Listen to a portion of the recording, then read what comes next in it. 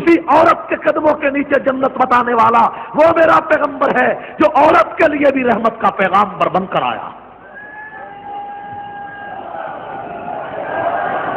میرے بھائیوں، عربوں میں رواج تھا، توجہ کیجئے، توجہ، عربوں میں رواج تھا کہ بچیوں کو زندہ دفن کر دیا جاتا تھا۔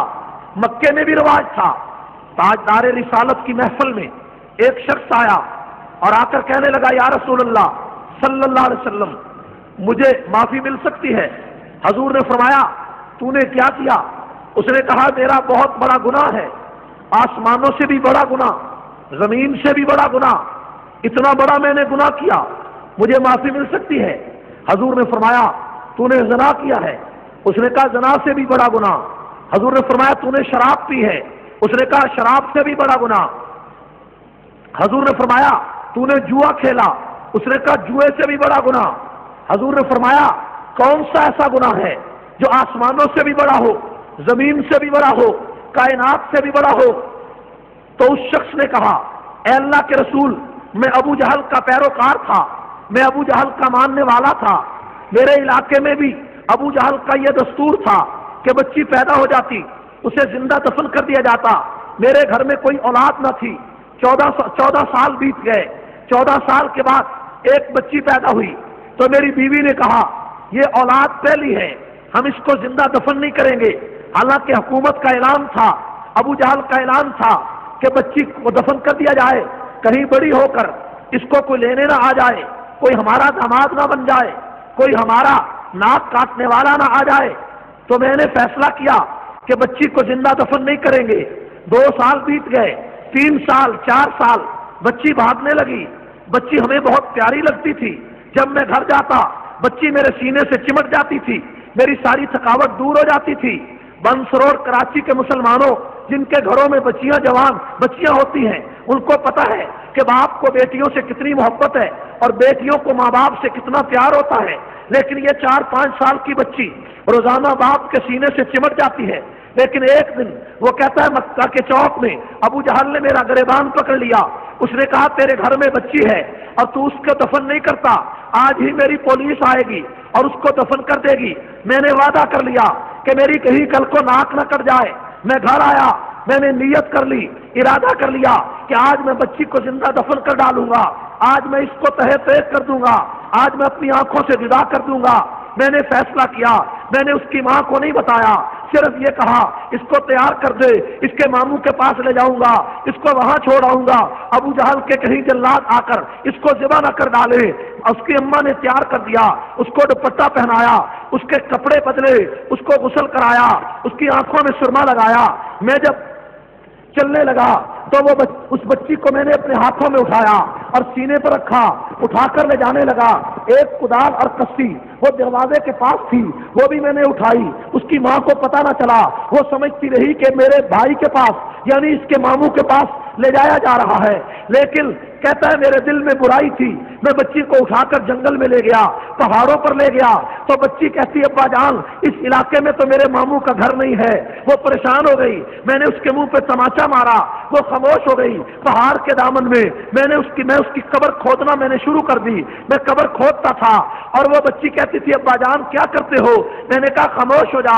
وہ خاموش ہو گئی۔ جب میں قبر کھود رہا تھا اس کو نہیں پتا تھا یہ گڑھا میرے لیے کھودا جا رہا ہے۔ اس بچی نے اپنے دوپٹے میں وہ مٹی ڈالی اور میرے ساتھ وہ گڑھا کھودنے میں مددگار ہو گئی۔ تھوڑی دیر کے بعد اسی بچی کو اٹھا کر جب میں نے اس گڑھے میں رکھا تو وہ بچی رو پڑی اور رو کر کہنے لگی، ابا جان اگر اسی طرح مجھے زندہ دفن کرنا تھا میرے گھر میں بتا دیتے، میں اپنی اماں کو آخری سلام تو کر کے آ جاتی۔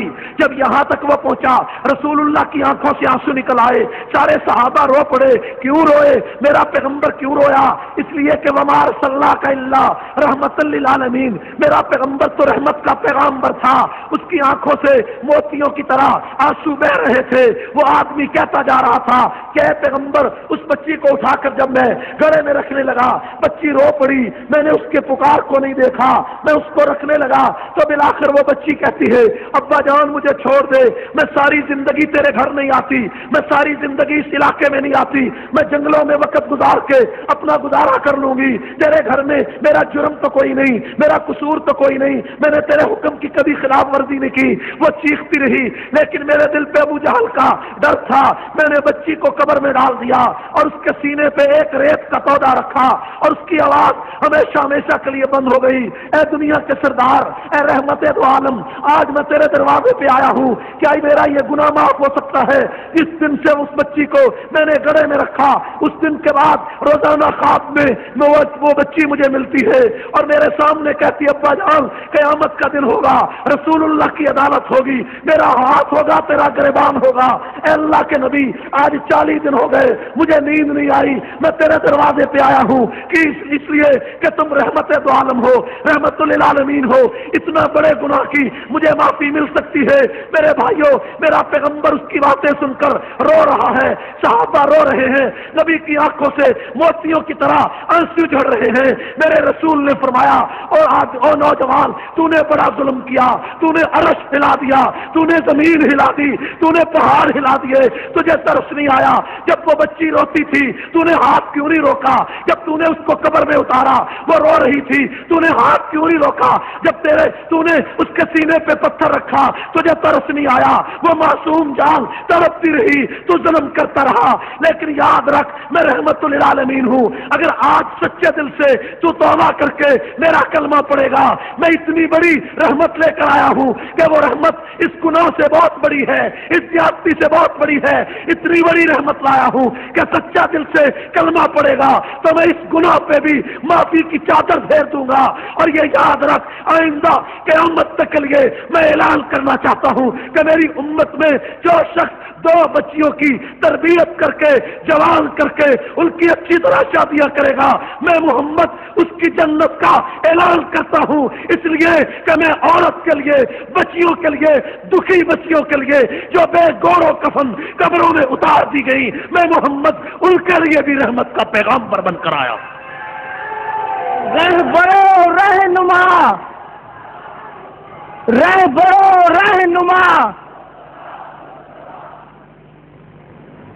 میرے بھائیوں، ومار صلی اللہ کا اللہ بلند آواز سے، ومار صلی اللہ کا اللہ رحمت للعالمین، کہ اے پیغمبر ہم نے تجھے جہانوں کے لیے رحمت بنایا، ایک جہان کے لیے نہیں، سارے جہانوں کے لیے، کہ میرے رسول کے دروازے پر ایک اونٹ نے آ کر سر رکھا۔ صحابہ نے پوچھا یا رسول اللہ یہ اونٹ کیا کہتا ہے؟ تو حضور نے فرمایا یہ اونٹ اپنے مالک کی شکایت کر رہا ہے، یہ کہتا ہے مجھے چارہ تھوڑا ڈالا جاتا ہے، کام زیادہ لیتے ہیں۔ تو حضور نے مالک کو بلا کر کہا کہ آئندہ تجھے تھوڑا چارہ ڈالنے کی اجازت نہیں، جتنا کام لوگے چارہ اتنا ہی ڈالو گے۔ اب تم بتاؤ کہ اس جانور کے لیے بھی میرا پیغمبر رحمت کا پیغامبر بن کر آیا یا آیا؟ میرے رسول کی بعثت کے وقت مزدور کے لیے کوئی قاعدہ قانون نہ تھا، لیکن میرا پیغمبر جب دنیا میں آیا، میرے رسول نے دنیا میں پیغام اپنا پہنچانا شروع کیا، تو میرے رسول نے مزدوروں کے بارے میں جو اعلان کیا وہ بھی بڑا قابل غور ہے۔ میں نے رات انارکلی بازار لاہور کے جلسے میں بھی کہا، یہاں بھی کہتا ہوں کہ دنیا میں کوئی انسان محمد رسول اللہ سے زیادہ صلی اللہ علیہ وسلم مزدوروں کا حامی نہیں، محنت کشوں کا حامی نہیں، اور فیکٹریوں کے مزدوروں اور ملوں کے مزدوروں، سٹیل مل کے مزدوروں، کمپنیوں اور کارخانوں اور ملوں کے مزدوروں، محنت کشوں، آؤ میں ساری کائنات کے سردار کے دروازے پہ تمہیں لے چلوں کہ میرے پیغمبر کی عدالت میں لوگ مسافہ کر رہے ہیں۔ حضور نے ایک شخص سے مسافہ فرمایا اور آپ نے دیکھا کہ اس کے ہاتھ میں نشانات ہیں، اس کے ہاتھ میں گٹے پڑے ہوئے ہیں۔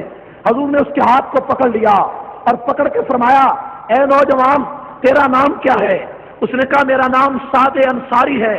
حضور نے فرمایا تیرے ہاتھوں پہ نشان کیسے ہیں؟ تو اس نے کہا میں پتھروں پہ پھوڑا چلاتا ہوں، یعنی پتھر توڑ کر مزدوری کماتا ہوں اور اپنے بچوں کا پیٹ پالتا ہوں۔ تو میرے رسول نے فرمایا دنیا کے لوگوں سب سے بہتر کمائی کسی مزدور کی ہے، اور یہ کہہ کر میرے پیغمبر نے اس مزدور کا ہاتھ چوم لیا، مزدور کا ہاتھ چوما۔ میں نے چیلنج کیا کہ آؤ لینن سے پوچھو، مارکس سے پوچھو، انجلس سے پوچھو اور برطانیہ کے چرچل سے پوچھو، شکسپیئر سے پوچھو، روسو اور ویدرک سے پوچھو، کتنے بڑے بڑے فرما روا اور کتنے بڑے بڑے مصلح و مربی ریفارمر دنیا میں آئے، لیکن ایسا بھی کوئی شخص آیا کہ جس نے اپنی امت کے ایک مزدور کا ہاتھ چوما ہو؟ وہ پیغمبر جو معراج کی رات عرش پہ پہنچا، وہ پیغمبر جس کے دروازے پر ایک لڑکی قید کر کے لائی گئی، قیدی عورتیں آئیں، قیدی مرد آئے، اس کے دروازے پر ایک لڑکی